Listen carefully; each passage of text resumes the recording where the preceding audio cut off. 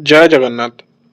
OPSC ASO सेक्रेटेरिएटर मोर जो M अच्छी तो सेटार टार्गेट डे 6 आज टार्गेट डे 6 रे मोर कौन कौन टार्गेट अच्छी आटा केमी भाव में कंप्लीट करी मुझे बर्तमान आपको जनइबी।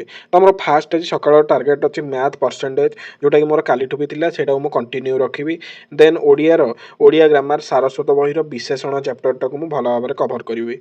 विशेषण चैप्टर पर इंग्लीश नाउन ये चैप्टर मुझे भल भाव में कभर करी। इंग्लीश नाउन पर then history ancient history Mauryan period sorry ancient history Mahajanapada को भल भाव में कंप्लीट करी।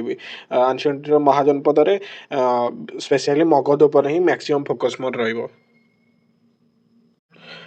देन जोग्राफी मु इंडियन जोग्राफी से फिजियोग्राफी इंडियन फिजियोग्राफी टाक ही कंटिन्यू रखी।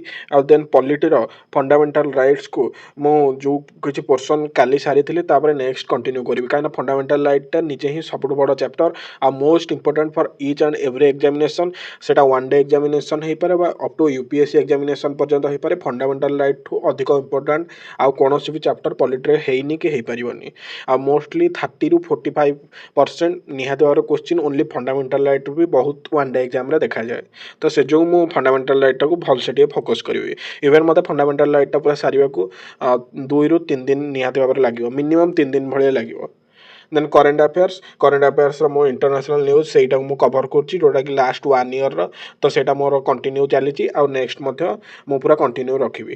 तो यहाँ थिला मोर आज जहाँ भी शेड्यूल अच्छी यहीटा ही थिला।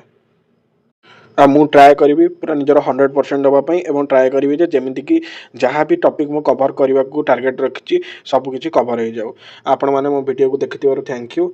जय हिंद जय भारत।